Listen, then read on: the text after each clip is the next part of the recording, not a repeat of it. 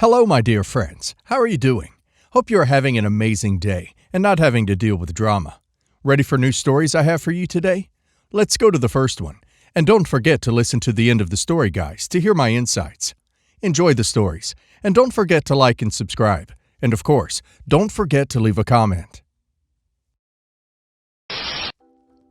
I, 25 female, recently got engaged a few months back. And my fiance, Carter, 26 male, and I are deep in the wedding planning stages. We were both at a family dinner party this past weekend when people asked us how the wedding planning was going, particularly my cousin Danny, 32 female.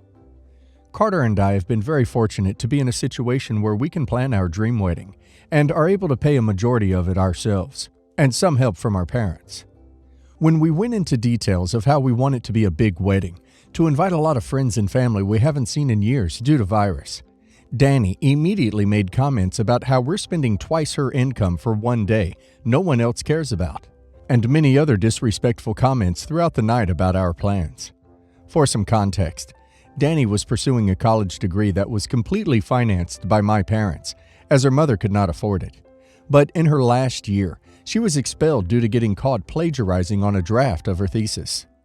She hid this from my parents for a whole year, but still continued to accept their monthly checks that were meant to be for her tuition and instead pocketed the money, around $30,000. This basically has limited her opportunities in the job market, as she never graduated. And her then boyfriend left her a year ago after discovering what she had done and didn't want to be with someone that had been lying about their degree and income.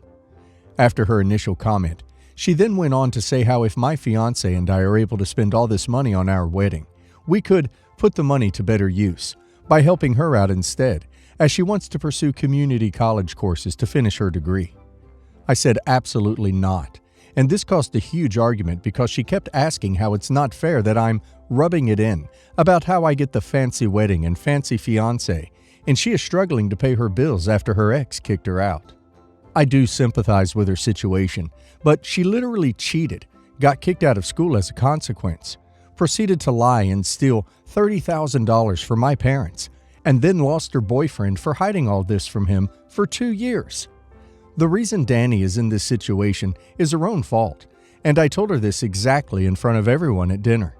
Now our grandmother is calling me nonstop, saying how I'm being selfish and inconsiderate when my cousin is clearly going through a really hard stage in her life, and family doesn't humiliate one another. Basically, she now is siding with my cousin, saying maybe I could scale down my wedding a bit to not rub it in her face. It's kind of always been like this with my grandmother growing up, because Danny is the firstborn grandchild that came after many miscarriages and was always favored over my siblings and I. So am I the a-hole? Or I guess more realistically, was I being a bad person for the way I responded to Danny? Not the a-hole. She has had plenty of chances, evidently. Not the a-hole. Danny is an adult and more than responsible for facing the consequences of her own actions. She very well could have not cheated, on a thesis I might add, and finished her degree. Then she wouldn't be broke, and she didn't have to lie to her boyfriend about the situation. But she did, and that's why she's single. You're completely right. It is her own fault, and she needs a wake-up call. If Grandma cares about Danny so much, why can't she pay for her community college payments then? Do yourself a favor and uninvite both Danny and your grandmother from the wedding.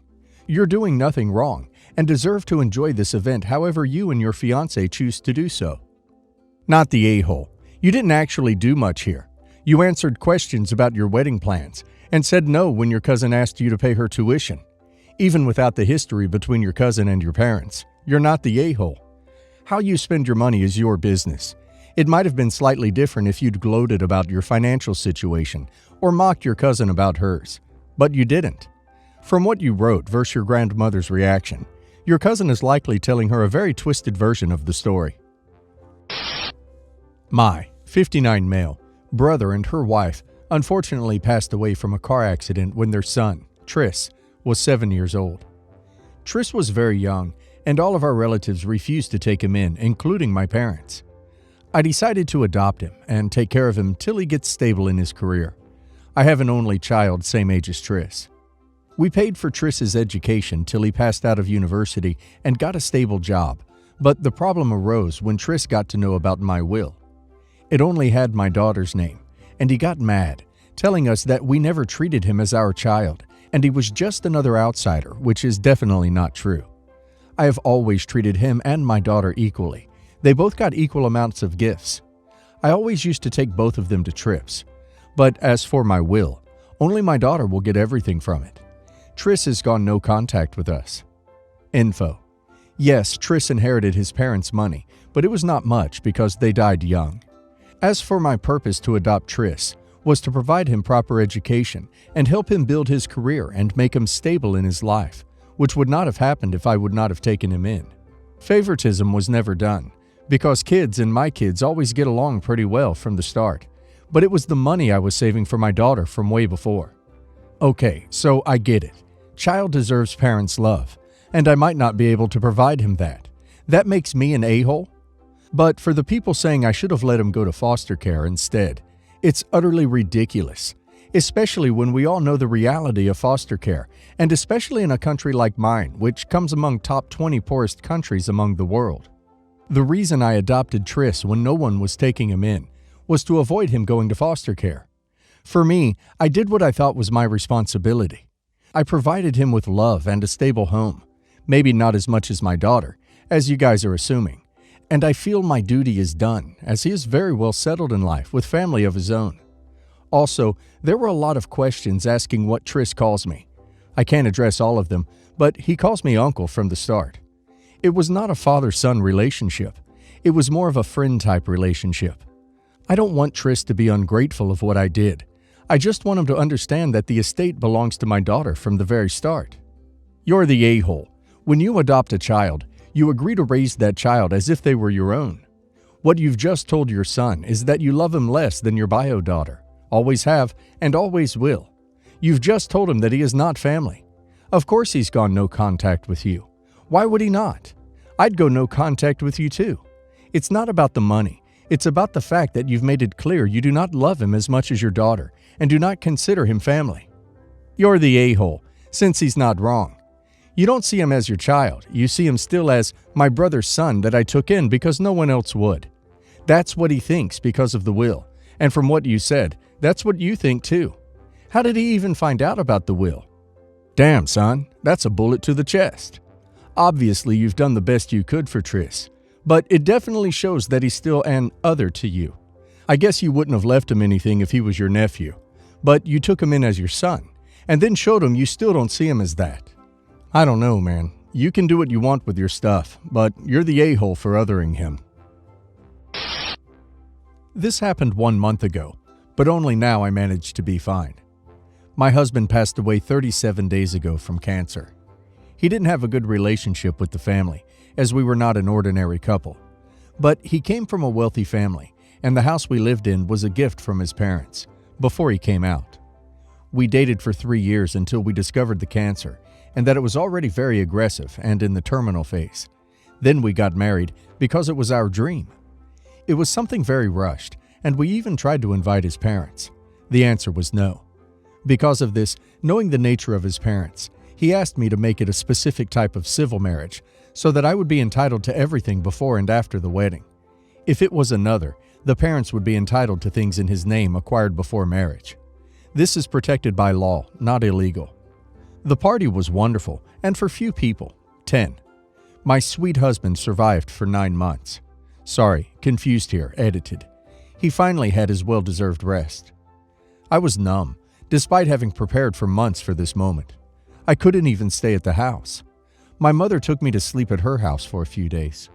I ended up getting a notification from the home security system, 6 days after all, and when I went to see the cameras, my husband's entire family was there with a big truckload of moves. His sister, he trusted, had a spare key because she took care of our animals many times while we were traveling, and they used it. I went there, and I admit that I blew up. Cursed even the 10th generation of the family, and even more so my sister-in-law. They started to say that they were entitled to everything, because the house and furniture were all acquired before the marriage, and that I shouldn't act surprised if by law they can, and that after resolving in court, they would see about it, but until then, they would keep it so I don't sell anything. I cursed even more, and said that they had no right, because my husband knew very well how they were and assured me that everything went to me. I talked about the civil marriage type.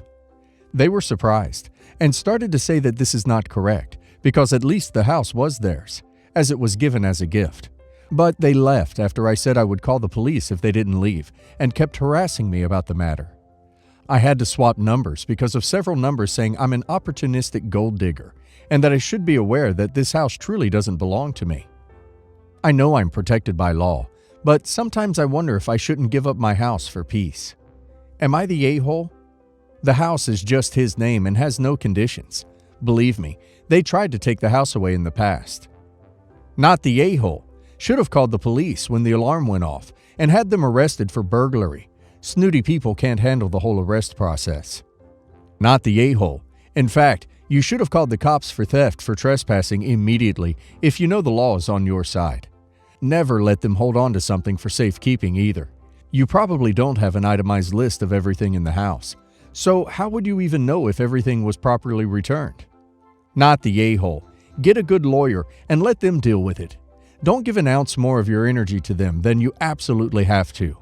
If money is a concern, a good estate attorney should be able to get the house in your name, and you can take a small loan against the house to pay the lawyer, then pay that back over time. Edited to add. Save and document everything. Don't answer the phone. Make them leave voicemails, texts, and emails. Forward any communication to the attorney you hire. My 27 female sister, 22 female, is getting married this year. My parents are going to spend around $20,000 on the whole thing. I got married 4 years ago, and my parents nickel and dimed me for everything. I had a small church wedding. I shopped around and found the best, most reasonably priced photographer and bought their cheapest package, $1,200, and they still argued about paying that. When we went dress shopping, my mom said my dad still complains about how much my one prom dress cost. They spent thousands on my sister for multiple dances. I found a wedding dress on clearance for $350 that I was okay with. My sister's veil cost more than my dress did. All in, my wedding cost $4,500, and I had to argue over everything to get that much. I also think it's funny that my dad has made it clear he likes my husband more than my sister's fiance. So it's obviously something to do with me and not who I married. My husband is wonderful and has always made me feel worthy and special. I'm just wondering if I'm stupid and selfish for also wishing my parents thought I was equally worth celebrating. For background, my parents had told me when I graduated high school that to go to a 4-year school, I had certain requirements. I didn't meet the ACT score required, so I went to a junior college and worked while living at home and paying rent, $400 a month that they said they were putting in a savings account for later. I asked for the money for my wedding, and they told me they did not owe me anything. My sister did meet requirements and got to go to a 4-year school. She was not required to work, and my parents paid her housing expenses and gave her an allowance. I understand that she earned her education and I did not. But am I the a-hole for being hurt that my parents find it so much easier to celebrate my sister than it is for them to celebrate me? I haven't said anything to my parents about the wedding hurting my feelings, but I've mentioned other things over the years, and they always call me ungrateful. I guess I'm asking some internet strangers to give me the cold hard truth. I'm not sure if it would do any good for me to talk to my parents. They usually just make me feel bad about bringing it up if I try to talk about the disparity between us. It does hurt more knowing I can't imagine ever making my daughter feel this way. I really am looking for advice on if I should even bother saying anything, or if I'm even justified in doing so. Maybe it is super selfish of me to be bothered by it at all. Maybe I really just need a ruthless slap in the face by one of you. So, let me have it. Your parents seem to have a very obvious golden child. I'm sorry you've had to feel this way all these years. Not the a-hole. I'd be upset too. They're treating the two of you very differently. I get that your sister met their requirements for education, but paying for everything for her and nothing for you. On top of it, they charged you rent is extreme. The money is a symptom of the problem. So maybe focusing on how they are making you feel, rather than the actual amounts of money, would make it easier for them to hear you. Whether or not you can get them to understand how you feel, your feelings are valid. Not the a-hole. This isn't a question of money and the amount. It's the entire principle of the thing. You are ashamed of wanting equality between you and your sister, but she is clearly treated better. Your feelings are valid. I understand. I see you. I would just lay it out for your parents. Maybe in a letter so they can read it and really understand how you feel. Maybe they'll finally see the light, or maybe they won't care. But if they don't care, then I think you should just distance yourself from them. Not no contact, but just stop being so emotionally invested in them. I'm getting married, and for my bridal party, I chose my best friend to be the maid of honor instead of my older sister. The maid of honor has the main job of helping the bride keep her sanity intact, and I didn't think my sister would be available to do that. She has 2 kids in school and can't drive due to epilepsy. So I placed her second and deemed her the matron of honor. For the bridesmaids' dresses, I told each girl to pick a floor-length dress in their specific color, but they can choose the style. However, before purchasing anything, send me a picture for approval. I told them to pick out silver shoes and stud earrings. For my dress, I had picked one out with off-the-shoulder draped sleeves, illusion cleavage, small, and a sweetheart neckline. Time goes on and I approve things for people. In the group chat, the other girls want to see what everyone chose. My sister posted her choice, that I had never seen before that moment or approved, and it had off-the-shoulder draped sleeves, illusion cleavage, a sweetheart neckline, and a thigh-high slit up the front. I tried to be supportive of her choice, even though she never got my approval, and it was going to be cold that time of year. She then tried to pick out bridal white heels with white rhinestones, which I declined. We found silver ones. Then, for her earrings, I approved them, after which she said they were her something old and something new. Kind of rubbed me wrong, but moving on. My fiance is pissed about all this and thinks she's trying to upstage me because she never had a wedding. He asks me to tell her to change dresses, so I meet them both halfway. I told her we would close the slit with binder clips, inside dress, and she would wear a shawl for the pictures and ceremony, but afterwards at the reception, she could take off the binder clips and shawl and be gorgeous on the dance floor. She became quite livid and told me I was being unreasonable and that the only reason I wanted her to cover up was so I wouldn't have competition. So I kicked her out of the wedding party and, since she has a habit of being vindictive, uninvited her altogether. I didn't want drama. There is a lot more that went on, but this is the gist of it. Edit. Someone asked a good question in the comments. Yes, she knew what my dress looked like before she chose her bridesmaid dress. Not the a-hole. The fact she wanted to wear white and referred to the earrings as her something old and something new demonstrates the fact that she thinks this wedding is about her. Not the a-hole. I think it's best if you protect yourself from any sabotage. I've seen others offer advice about using passwords with vendors to prevent people from claiming to be you and canceling plans. I'm sure there are other things to do as well. Hopefully someone will comment on here for you and give you more thorough advice. Your wedding day is your day. She didn't get her dress approved because she knew it was like your dress. Don't let her, or any friends and family that may hear lies from her, convince you that you have to back down. Your day, your way. Not the a-hole. It doesn't sit right that she literally upstaged your dress for your wedding party. Makes me wonder what she was planning on wearing for your actual wedding day. You say she can be quite vindictive. I would alert your venue security about her, just in case.